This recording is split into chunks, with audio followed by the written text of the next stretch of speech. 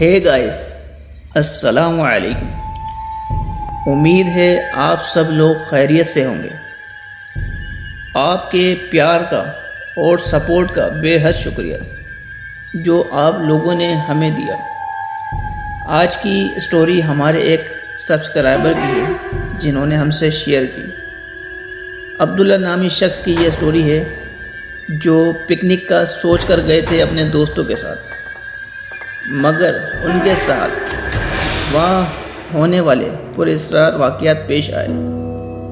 تو بغیر کسی دیر کی چلتے ہیں اپنی سٹوری کی طرف۔ So let's turn off the light and begin the شو۔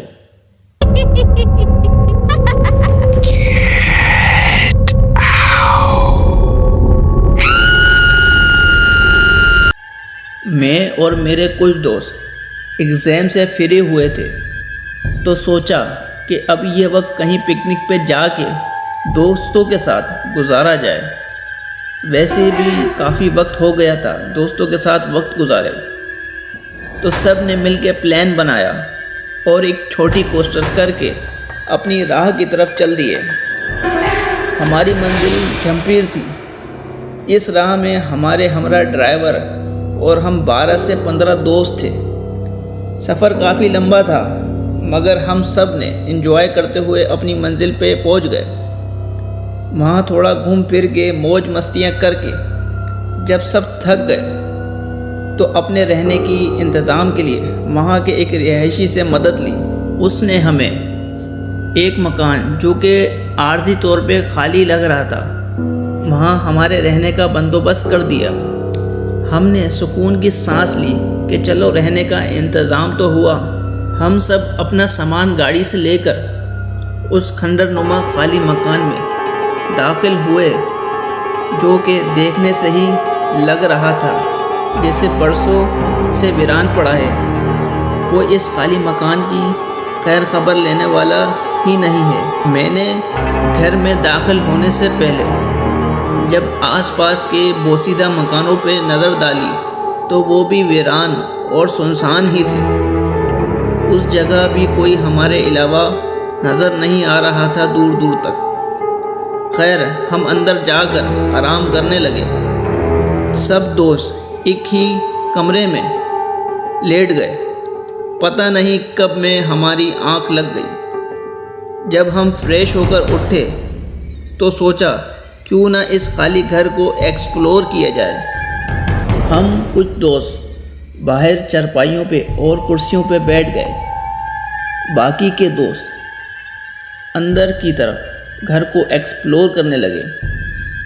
جب میں اور میرے دوست گھر کو دیکھ رہے تھے تو ہم نے ایک کمرے کو کچھ لال دھاگوں سے بند دیکھا اور ساتھ ہی ایک سفید کاغذ پہ لکھا ہوا تھا کہ اندر جانا سختی سے منع ہے۔ اب مجھ سمیت میرے دوستوں کو تعجب ہوا اور شوق بھی پیدا ہوا کہ یار چلو دیکھتے ہیں ایسا اس کمرے میں کیا ہے۔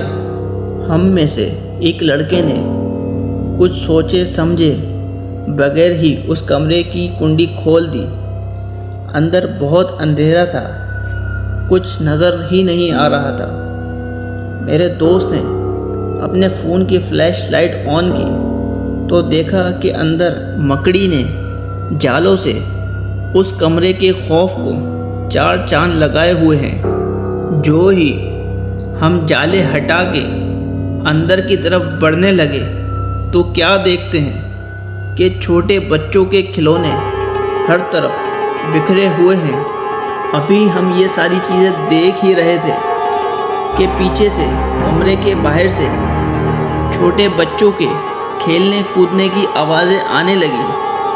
ہم ڈر گئے کیونکہ یہاں ہم دوستوں کے علاوہ کوئی تھا ہی نہیں۔ یہاں تک کہ آس پاس کے گھروں میں بھی کوئی دور دور تک رہائش پذیر نہیں تھا۔ ہم ڈر کے اپنے دوسرے دوستوں کے پاس پہنچے کہ کیا انہیں بھی چھوٹے بچوں کی آوازیں آ رہی ہیں یا نہیں۔ جیسے ہی ہم سب اس طرف دوڑے تو ہم اپنے دوستوں کے قریب تک ہی نہیں پہنچے تھے کہ دیکھا جو دوست بیٹھے ہوئے تھے ان کے پیر ہی نہیں تھے، یعنی ان کے پیر جو لٹکے ہوئے تھے وہ سب بغیر پیر کے نظر آ رہے تھے۔ اب تو ہمارے ہوش ہی اڑ گئے، مجھ سمیت کوئی بھی قریب جا کے ان سے بات کرنے کی ہمت نہیں کر رہا تھا۔ ہم ڈر ڈر کے سب ایک ساتھ آگے بڑھے تو دیکھا وہ سب نارمل ہو گئے تھے۔ یہ سب سوچ سوچ کر رات بھر نیند نہیں آ رہی تھی کہ ڈرائیور جو کہ باہر پلنگ پہ سو رہا تھا، اس کی آنکھ کھل گئی۔ اس نے دیکھا کہ ایک لڑکی جس نے سرخ لباس پہنا ہوا ہے اور منہ کو دوپٹے سے کور کیا ہوا ہے، ان کے سرانے آ کے کھڑی ہو گئی ہے اور کہہ رہی ہے کہ تم لوگوں نے یہاں آ کر اور مجھے میرے بچوں کو پریشان کیا ہے، میں تم لوگوں کو یہاں سے زندہ نہیں جانے دوں گی، یہ میری جگہ ہے۔ یہ سن کر ڈرائیور ڈر گیا اور بھاگ کر ہمارے کمرے میں آیا اور ہمیں جگانے لگا۔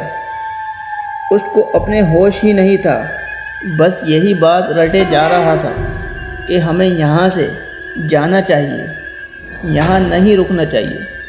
جیسے تیسے رات گزاری۔ اگلے دن ہم نے اپنا سامان پیک کیا اور گاڑی میں جا بیٹھے۔ اب جیسے ہی گاڑی اسٹارٹ کی تو گاڑی اسٹارٹ نہیں ہو رہی تھی۔ ہم سب نے بہت کوشش کی کسی طرح گاڑی اسٹارٹ ہو اور ہم سب یہاں سے نکلیں، مگر اب شام ہو گئی تھی۔ ہماری ساری کوششوں کے بعد ہم ناکام ہو گئے تھے وہاں سے نکلنے میں۔ پھر ہمیں مجبوراً اسی گھر میں ٹھہرنا پڑا۔ پھر ہم سب نے مل کر یہ فیصلہ کیا، رات تو جیسے بھی گزار لیتے ہیں، صبح ہوتے ہی پھر یہاں سے نکل جائیں گے۔